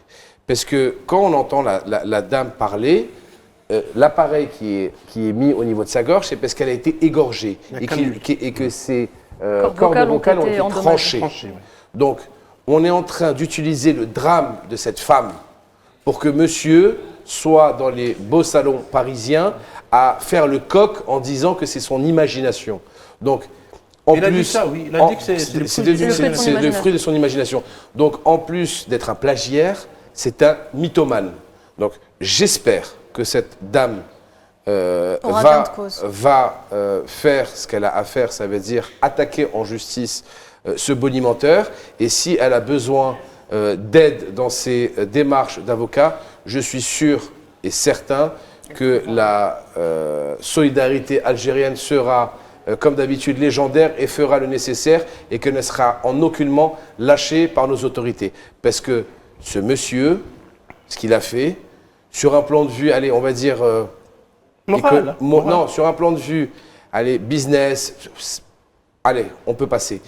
Mais voler le dossier médical à son épouse pour en faire un livre, c'est juste honteux. Dans le roman de Houri, le prénom a été changé, la fille est blonde, elle n'est pas noire, elle n'est pas brune, elle s'appelle Ob, Fajr et pas Saada, mais les détails donnés dans ce roman, ils sont quand même étonnants, parce que dans le roman, il parle de la cicatrice de Mme Saada Arban, parce qu'elle a une cicatrice, il parle des tatouages, parce qu'elle a un tatouage dans le dos et dans le bras, il parle de la canule, l'appareil, il parle du salon de coiffure, parce qu'elle était dans son salon de coiffure, il parle de l'avortement, parce qu'elle a avorté, il parle du lycée, l'autre fille où elle était avec son mari Omar, donc ils étaient dans ce lycée. Il parle de l'opération qu'elle devait subir en France. Il parle de sa relation conflictuelle avec sa mère adoptive.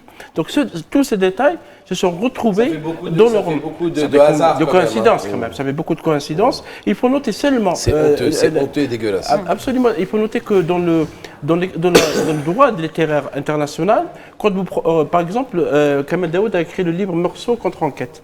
L'éditeur, c'était Barzakh en Algérie. Pour reprendre le personnage de Meursault, qui était dans le roman de Camus, il fallait demander l'autorisation des ayants droit de Camus pour utiliser le prénom d'un personnage fictif. Qu'en est-il lorsqu'il s'agit d'un personnage réel? Cela n'a pas été fait. Ça veut dire que le droit de Saada Arban a été bafoué. J'espère qu'elle aura des avocats, peut-être soutenus par l'État pour et Faisal, je vais te dire, la maison Gallimard va être poursuivie également. Hein, en tant que maison d'édition. C'est sous la responsabilité de la maison Gallimard. Peut-être que l'éditeur ne savait pas que l'histoire a été volée. Mais c'est sous sa responsabilité. Oui. Donc ça veut dire que s'il a dit que ça venait de son imagination, il a dû écrire ou faire une attestation dans ce sens pour dégager la responsabilité de sa maison. Oui. Si tel n'est pas le cas, le prix Goncourt, parce qu'il y a énormément d'argent qui sont derrière ce prix Goncourt, je peux te dire que ça va leur coûter bonbon. Hein. Parce que l'éditeur peut gagner jusqu'à 25 millions d'euros. Hein. En tout cas, cette affaire, on va la suivre et on verra ce que ça va donner et si cette dame va vraiment porter plainte et si ça apportera ses fruits. On passe tout de suite à la coopération culturelle.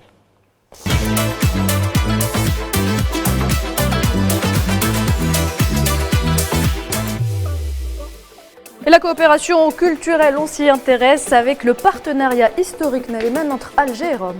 Exactement, alors on va changer un peu d'ambiance sur le plateau et pour faire ça, je vous propose de faire un petit quiz aujourd'hui. Je vais vous montrer des images et vous allez me dire ce que ça vous évoque.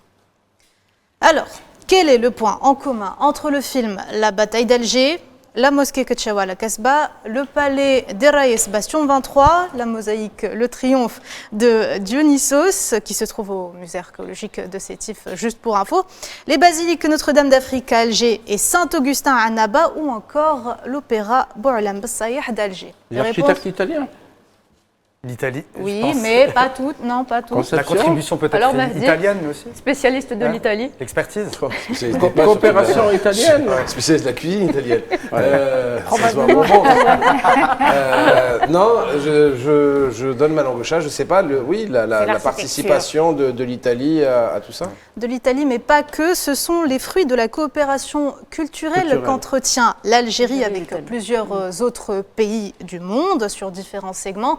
Ici, on a l'Italie, mais on a également la Chine et le Canada et la Turquie. Oui. Alors, on l'a vu, l'Algérie accorde une très grande importance à l'échange des expertises dans les domaines culturels, de la littérature, en passant par le design, la bande dessinée, les traductions d'œuvres cinématographiques, le cinéma, le patrimoine ou encore la musique. Depuis son indépendance, l'Algérie a signé une dizaine d'accords de coopération avec plusieurs parties.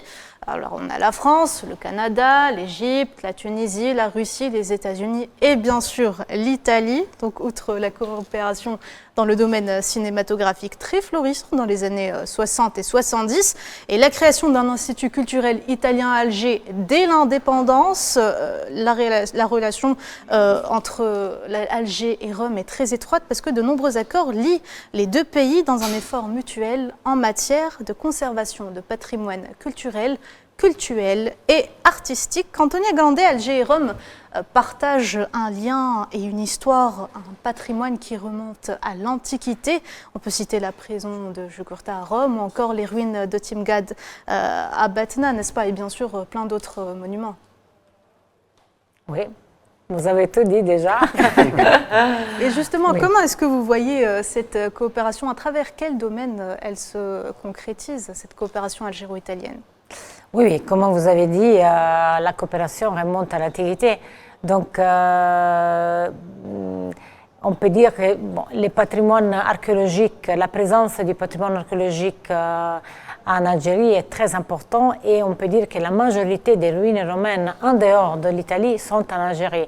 Bien sûr, ils sont aussi éparpillés dans tous les bassins méditerranéens, mais la majorité est en Algérie. Donc ça, c'est un point très important de notre coopération.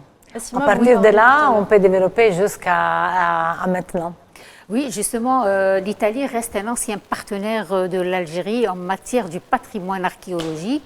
D'ailleurs, la coopération, elle était des années 1969 jusqu'à 75, où il y a eu un grand volume en matière de fouilles, de travail, de coopération. D'ailleurs, à l'époque 69-75, il y a eu une commission mixte afin de valoriser les archives scientifiques relatives au patrimoine archéologique. Il y a eu beaucoup de fouilles, il y a eu beaucoup de restauration et de revalorisation du patrimoine archéologique. Les dernières discussions avec le CNRA, qui est le Centre national de recherche archéologique, pour établir une carte archéologique de l'Est d'Alger. Je confirme. Et c'est une des conventions qui a été renouvelée pendant à l'époque très importante de la visite d'État de notre président de la République, Sergio Mattarella, qui s'est rendu en visite d'État en novembre 2021. À cette occasion, plusieurs conventions ont été signées, et notamment cette convention entre le CNRA, le Conseil national de recherche en archéologie, et l'Université de Trento, pour la carte archéologique de l'Est algérien. D'Algérie, oui. Et donc, cette coopération est très fructueuse et ça continue jusqu'à maintenant. Je suis les archéologues, je me rends aussi sur place pour les accompagner, mais aussi pour admirer le travail des fouilles qui est si intéressant, même si on n'est pas archéologue. Et donc la coopération continue entre les archéologues algériens et italiens. Notamment vers l'Est. Que représente pour l'Italie la coopération culturelle avec l'Algérie, justement? Alors, disons que l'Italie donne une importance majeure à la culture en général. Et vous savez, l'Italie a de très bonnes relations avec tous les pays, presque, mais avec l'Algérie, c'est très important. Ça a toujours été très important, les relations dans tous les domaines, et notamment dans les domaines culturels. Et on peut simplement dire qu'après la visite d'État, cette coopération qui était déjà très bonne, très fluide et amicale, a pris, disons, une impulse encore plus fort, disons à partir du 21. Parce qu'il y a eu effectivement un échange de visites des deux présidents, M. Tebboune et M. Mattarella. Monsieur le président Abdelmajid Tebboune était très très bien reçu. Une visite d'État, c'était vraiment des honneurs dus au président algérien et également à l'Algérie. Qu'en est-il de la coopération? Parce que je sais qu'il y avait une discussion après la visite de M. Tebboune, discussion pour qu'il y ait un accord de coopération dans le domaine de la production, la coproduction cinématographique. L'Italie est un grand pays producteur de cinéma, Cinecittà, etc. On ne va pas citer les noms de grands cinéastes italiens. Est-ce que cet accord est en train d'avancer? Parce qu'effectivement, en Algérie, on a besoin de coproduction en matière de cinéma. Bien sûr, ça avance. Ça avance, Yann. Oui, l'accord sur la coproduction cinématographique avance. Vous savez, c'est chaque test, on doit, à chaque fois qu'il y a une modification, il faut les renvoyer, avoir l'accord de tous les sujets qui sont impliqués, du côté italien ou du côté algérien. Mais je peux vous rassurer que la coopération sur ces sujets spécifiques avance. En parlant de cinéma, justement, l'Italie a été l'invité d'honneur du festival méditerranéen du film de Annaba, où le réalisateur italien Nicola Zambelli a remporté le Fenech d'or du festival du meilleur film documentaire pour Saroura, qui retrace la lutte du peuple palestinien en Cisjordanie occupée, ou encore celle des nomades du Negev face à l'expansion illégale de la colonisation israélienne. On l'écoute d'ailleurs. Hello, my name is Nicola Zambelli. I'm an Italian filmmaker, and me and my company, my production company, SNK Factory in Italy, we are very much devoted to social documentaries, and we used to make politically engaged movies about sensitive topics such as migration, labor, or exploitation of labor, or Palestine, like in case of Saroura and Tomorrow's Land, which are the two movies we have been filming in a village, in Atuani village in Palestine. The first movie, Tomorrow's Land, was shot in 2010, and the second movie, Saroura, that I'm presenting here now in Annaba Film Festival, was recorded in 2019 and released in 2022. And both films are they are dealing with the story of nonviolent struggle of one committee of popular struggle in a Tuani village in southern Hebron Hills. So in a village close to the Negev desert, and we're fighting against the military occupation and the settlers' violence since the beginning of 2000. And in Saroura, we told the story of Youth of Sumud, a collective made by boys and girls who we met when they were kids in 2010 during the recording of the first documentary Tomorrow's Land. Et on poursuit notre discussion autour du cinéma donc, et de la coopération culturelle dans quelques instants.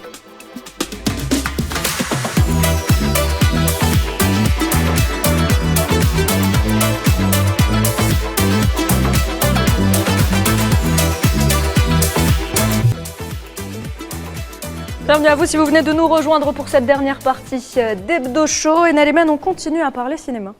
Alors oui, juste avant la pub, on a écouté les propos du réalisateur italien Nicola Zambelli sur le cinéma engagé en Italie. D'ailleurs, Antonia Grandet, est-ce qu'on peut s'attendre prochainement à de nouvelles productions sur d'illustres personnages qui lient l'Italie à l'Algérie, comme Enrico Mattei, symbole du soutien à la cause algérienne, ou encore du mathématicien Fibonacci? Des biopics peut-être? Oui. Certainement, parce qu'on est dans la dernière phase de l'aboutissement de cet accord si important, parce que c'est un accord intergouvernemental sur la coproduction cinématographique. Donc, bien sûr, on peut s'attendre à de belles productions sur, par exemple... Voulu par les deux chefs d'État. Voulu par les deux chefs d'État. Le Bah président oui, Abdelmajid oui, Tebboune en a reparlé oui, lors oui, de son oui. dernier discours. Bravo à vous. Ils ont une relation... privilégiée. Voilà, personnelle. Donc, Exactement. Nous, on sait que les deux présidents veillent sur l'aboutissement des projets. D'ailleurs, la coopération culturelle algéro-italienne, c'est pas que le patrimoine archéologique et le cinéma, c'est aussi la littérature. Aujourd'hui, c'était la clôture du Salon international du livre d'Alger. C'était aujourd'hui, Oui, c'était aujourd'hui. J'ai dit aujourd'hui? Oui, aujourd'hui. Bravo Nalima. Nous faisons que confirmer tes dires, Nalima, ne t'inquiète pas. Très bien.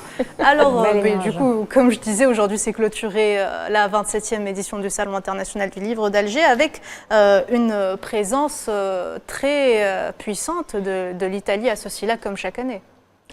Oui. Et très remarqué, Antonia. Très remarqué, oui. Parce que, pardon, Antonia, le stand de l'Institut italien était bondé chaque jour. Il y a un grand intérêt des Algériens pour la culture et la langue italienne. Oui. Je confirme. Et nous voyons, Antonia, derrière justement les images, Des images merveilleuses. l'honneur exceptionnel qu'a reçu le président Abdelmajid Tebboune quand il a été reçu par son homologue italien.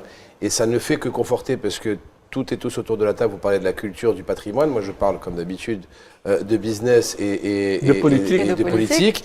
Les relations exceptionnelles, c'est un modèle de coopération entre l'Algérie et l'Italie. C'est un modèle de coopération.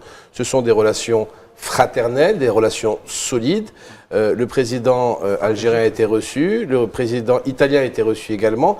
Votre première ministre a été aussi reçue également en janvier, je crois, 2023, où elle a passé 2 jours sur Alger, oui, où elle a loué les retours avec l'Algérie forte, l'économie algérienne forte et avec les partenariats économiques forts et durables. L'Algérie n'a jamais eu de problème avec l'Italie depuis son indépendance, a toujours été un partenaire fiable. Il y a de grandes entreprises italiennes qui investissent en masse en Algérie et l'Italie est le partenaire économique le plus stable de l'Algérie, surtout avec la création du nouveau hub énergétique où l'Italie est en quelque sorte il transmet en quelque sorte l'énergie que vend l'Algérie à l'Europe tout entière. Donc voilà, vous parlez de patrimoine, de culture, je suis tout à fait d'accord avec vous, mais il y a aussi beaucoup d'autres paramètres où nous pouvons constater une solidité des relations fraternelles entre ces deux pays de la Méditerranée. Des relations qui ne cessent de se consolider. Vous confirmez, donc voilà. Si Antonia non, c'est tout à fait vrai. Et confirme, je suis heureux. Allez-y, ensuite on donnera la parole à notre invité. Non, c'est vrai que sur le plan aussi de la coopération culturelle, les relations entre Alger et Rome sont très denses et fructueuses. Il faut aussi rappeler que l'Italie a été l'invité d'honneur de la 25e édition du SILA qui s'est déroulée en 2022, soit il y a 2 ans. La coopération aussi s'étend à d'autres domaines. On a parlé de patrimoine avant. Il y a aussi la ville de Betna qui me revient à l'esprit avec l'Imedrasen et la rénovation par des experts aussi, la participation active d'experts italiens pour la rénovation de ce joyau qui fait partie finalement aussi de notre identité profonde. Voilà, tout à fait. En termes de langue, effectivement, il y a une appétence des Algériens pour la langue italienne. C'est une belle langue, il faut s'avouer. Très jolie langue. Et d'ailleurs, 14 000, c'est un des derniers chiffres. Oui, mais c'est un des derniers chiffres je parlais pas des femmes, je parlais des voitures, les Lamborghini, les Ferrari. Alors arrêtez tout de suite. Attends, mais c'est important. Soyons sérieux. étudiants algériens dans les universités d'Algérie apprennent actuellement la langue italienne. Et je pense qu'il y a... Antonia Grandi, d'autres- qu'est-ce que vous Antonio Grandi pensez parler de Nariman. sa participation Bon, aussi là parce qu'on la coupe depuis Voilà, tout moi, à en tout l'heure. cas, je peux vous dire, juste vous dire une chose. J'adore l'Italie et je trouve que c'est l'un des plus beaux pays au monde. Je vous le dis, madame. Antonia ça Grandi, fait que pensez-vous justement, Samy parlait des étudiants algériens qui s'intéressent de plus en plus à l'italien, que pensez-vous de cet engouement de l'Algérie, de l'étudiant algérien pour cette belle langue qu'est l'italien? Bah, je peux vous dire que justement, nous, on constate aussi une croissance des chiffres, aussi au niveau des cours de langue qui sont organisés par nous à l'Institut culturel italien d'Alger. Et bah, je remarque que tout est lié, c'est-à-dire un nouveau élan, les relations qui étaient toujours très bonnes, avec les visites d'État, elles ont pris un nouveau élan. Et à partir de cela, j'ai remarqué que peut-être l'intérêt a augmenté au niveau culturel.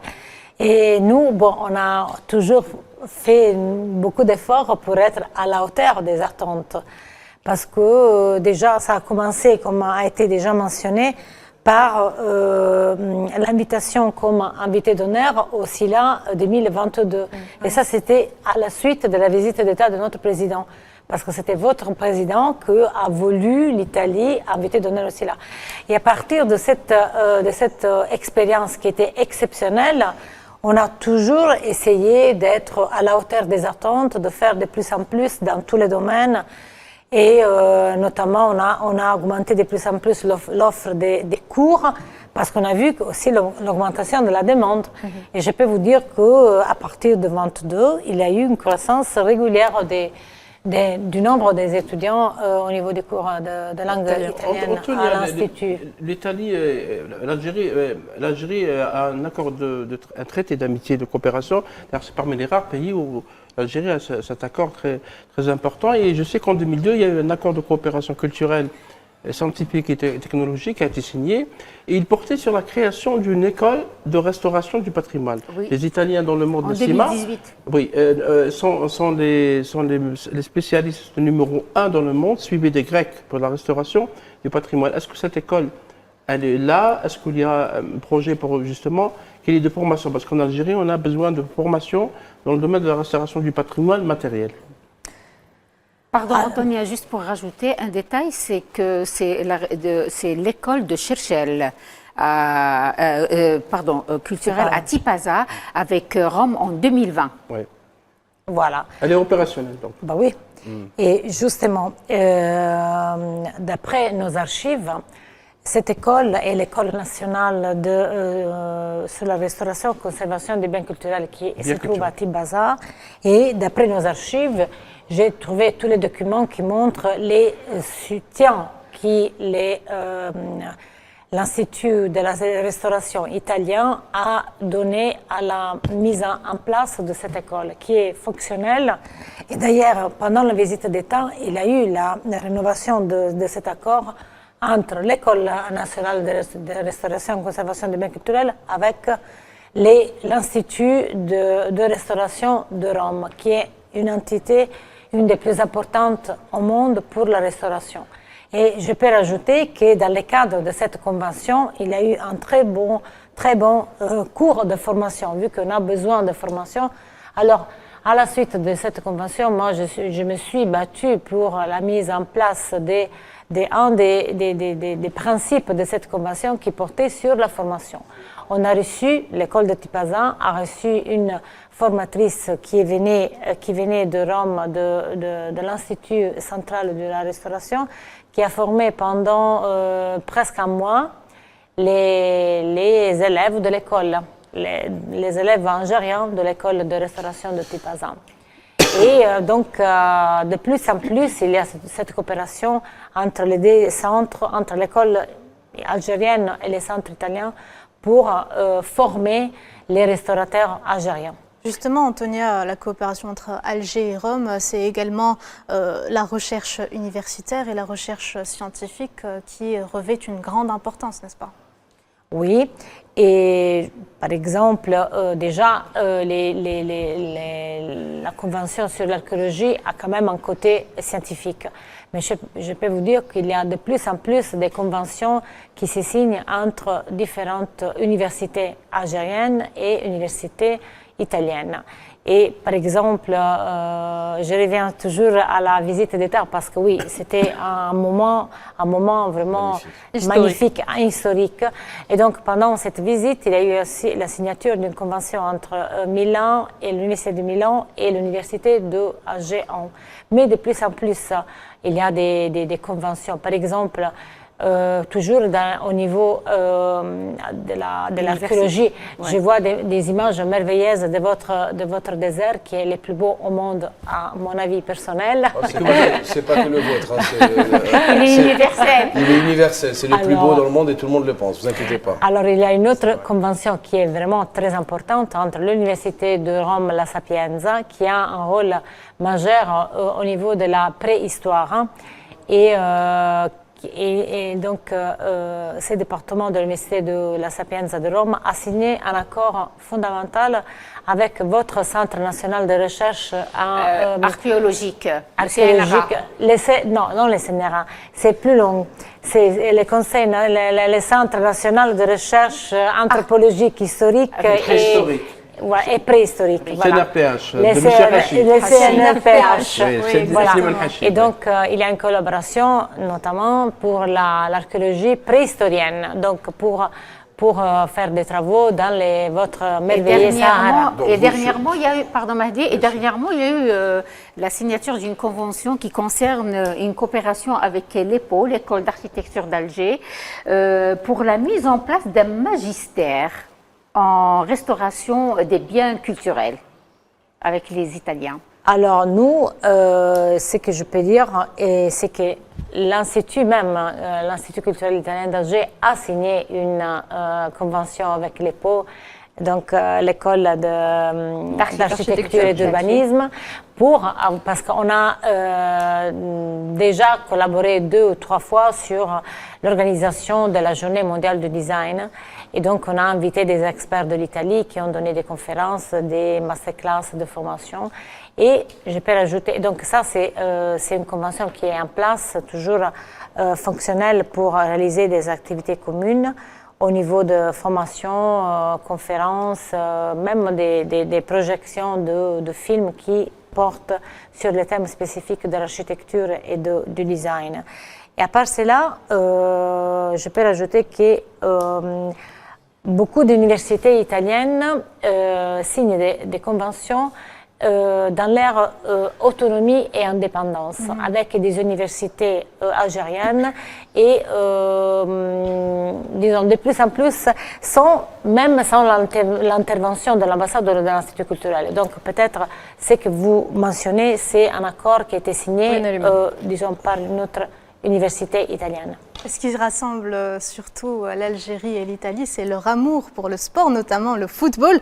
On va finir rapidement sur ces images du président de la République, Abdelmajid Tebboune, remettant le trophée de la 52e Coupe militaire de football au capitaine de l'équipe de la première région militaire, Imad Ben Aïssa, la première région militaire qui a été sacré vainqueur pour la 11e fois de son histoire face à son homologue de la 4e région militaire sur le score de 2-1 au centre de regroupement et de préparation des équipes sportives militaires de Ben Aknoun. Mahdi, vous qui êtes un fan de foot, je vous laisse l'honneur de commenter ces images. Écoutez, le président a été présent pour remettre à la finale de la Coupe.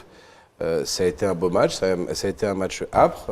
Il a été gagné d'un petit but par la première région. Mais pour rebondir sur le football italien, où moi je suis un grand admirateur du Milan AC et où un de nos joueurs emblématiques de l'équipe nationale, M. Benasser, joue chez vous, Vous, est-ce que vous avez déjà... Quel est votre club préféré en Algérie? Ça, c'est ma première question. En Algérie. Il y a le blanc et le rouge. Je précise, en Algérie. Voilà. Et qu'est-ce que vous pensez justement? Regardez, nous, là, c'est l'équipe militaire. Et regardez l'engouement qu'il y a derrière nous. Le football chez nous est une seconde religion, je pourrais dire. Oui. En Italie, c'est exactement la même chose. On a énormément de points communs. Même si on mange énormément de pain, on mange énormément de pâtes, on aime le football, on a énormément de communs. Mais à mon sens, au niveau des stades de foot, l'hymne de l'Italie est le plus beau, hein, après l'hymne algérien, bien évidemment. Voilà. Mais l'hymne italien, quand même, c'est quelque chose. L'hymne algérien, excusez-moi, il a été classé à l'échelle mondiale le meilleur. C'est ce que j'ai dit. J'ai dit l'Algérie et ensuite l'Italie. Pour confirmer qu'il a été classé. Et donc, quel est votre club préféré, vous qui représentez Sanctuaire? Vous inquiétez pas, ça va rien vous coûter, ça va pas vous coûter ni votre poste ni votre présence en Algérie. Donc, quel est votre club préféré en Algérie? Vous voulez pas le dire? Bon, c'est pas grave. Sinon, en tout cas, en Italie, c'est le Milan AC. Et regardez l'engouement pour un match militaire pour la finale de la Coupe. Je crois que c'est la finale de la Coupe d'Algérie, il me semble. Hein, c'est la finale de la Coupe d'Algérie militaire, exactement. Et je peux vous assurer que le niveau. J'ai eu la chance et le plaisir de voir le match. Le niveau était exceptionnel pour des joueurs qui ne sont pas des joueurs professionnels, qui sont des militaires de carrière. Donc juste ça, et le niveau était exceptionnel. Il faut noter, il m'a dit que l'armée algérienne fournit aussi aux équipes civiles de tous les sports, l'athlétisme, etc. C'est une grande école de formation sportive. Je voulais poser une petite question, puisqu'on parlait de l'hymne. L'Italie est une grande terre de la musique, de l'opéra, Vivaldi, Verdi, Rossini, etc. Est-ce qu'en Algérie, il y a un institut supérieur de musique à Alger, avec des instituts régionaux? Est-ce qu'il y a des formes de coopération? Parce que l'école opérale italienne est la meilleure école du monde, avec tous les experts le disent. Est-ce qu'il y a des accords où il y a une possibilité de coopération en matière de formation dans les métiers liés à la musique? Alors, nous, on est toujours ouverts à entamer de nouveaux projets de coopération. Et moi, je suis tout à fait d'accord pour les projets à long terme. Donc, oui, bien sûr, les spectacles en vif au niveau de l'opéra, du théâtre national, d'autres théâtres régionaux, et c'est notre activité régulière. Mais c'est très important de signer des accords parce que les accords, c'est les cadres juridiques pour avoir des collaborations de long terme. Et pas un ancrage juridique. Voilà. Donc là, je ne crois pas qu'à ce moment, il y a une coopération avec l'Institut supérieur de musique, mais merci pour mettre aussi cette proposition. Continuez le travail exceptionnel que vous faites ici. Je crois que ça fait déjà 4 ans que vous êtes ici, c'est ça? 3 ans? Non, 4 ans. 4 ans. J'espère que vous plaisez chez nous.